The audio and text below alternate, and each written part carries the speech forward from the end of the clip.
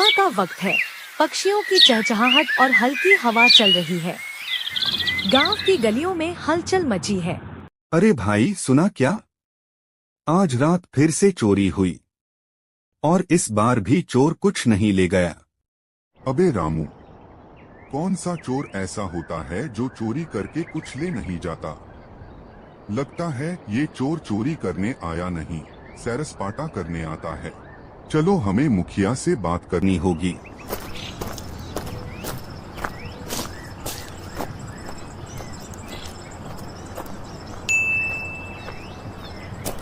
दोपहर का वक्त है। गांव के मुखिया के घर पर सभी गांव वाले इकट्ठा हैं। देखो भाई, ये कोई मामूली चोर नहीं है। ये चोर हर बार कुछ अजीब करता है। कभी वो आलू ले जाता है, कभी छतरी। अब हमें इस चोर का पता लगाना होगा।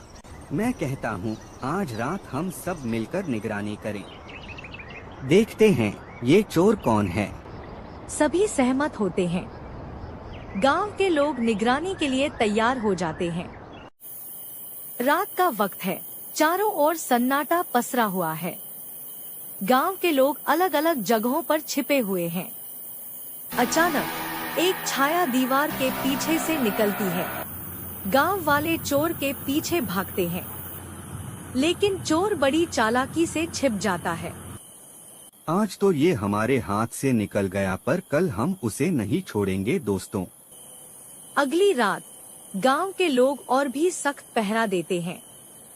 अचानक वही छाया फिर दिखाई देती है। इस बार गांव वाले उसे चारों तरफ से घेर लेते हैं। चोर का चेहरा उजागर होता है। सभी हक्का बक्का रह जाते हैं। अब तो ये गया। अब बताओ कौन हो तुम? अरे ये तो हमारा चाचा भीखू है। अरे भाइयों, मैं चोर नहीं हूँ। मैं तो बस गांव में हर रात थोड़ा घूमने निकलता हूँ। अकेला महसूस होता है, इसलिए थोड़ा मजे ले रहा था। भीखू चाचा, आप तो हमें चोर बनाकर ही छोड़ोगे।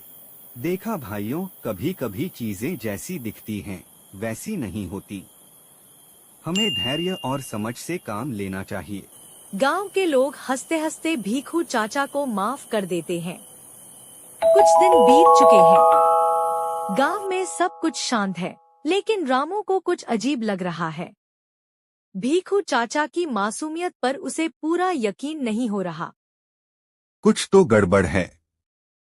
अगर भीखू चाचा सच में चोर नहीं थे, तो गांव में अजीब चीजें अब भी क्यों हो रही हैं? अचानक रामू को याद आता है कि पिछली रात मुखिया जी के घर से एक मटकी गायब हो गई थी। इस बार चोरी तो हुई, लेकिन कोई उसे पकड़ नहीं पाया। रामू अपने शक को लेकर श्यामू के पास जाता है।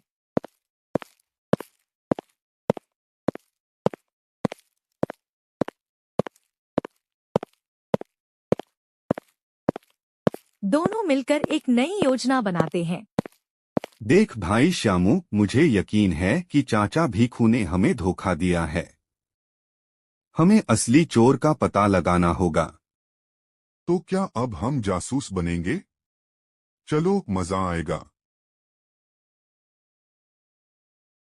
दोनों चुपचाप गांव में घूमते हैं और रात के वक्त पेड़ के पीछे छिपकर देखते हैं कि चोर कौन है। रात का सन्नाटा है। अचानक दोनों की नजर एक छोटी सी छाया पर पड़ती है, जो धीरे धीरे मुखिया जी के घर की तरफ बढ़ रही है। वो देख श्यामू, वही छाया फिर से दिखी। दोनों धीरे से उस छाया का पीछा करते हैं।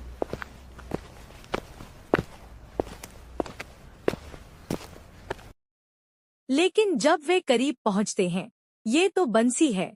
अच्छा, तो बंसी तुम हो जो चोरियां करते थे? फिर उन दोनों ने बंसी को पकड़ लिया और अगले दिन सबके सामने ले जाते हैं। सभी गांव वाले उसे मेहनत करके सभी लोगों का पैसा वापस लौटाने की सजा सुनाते हैं।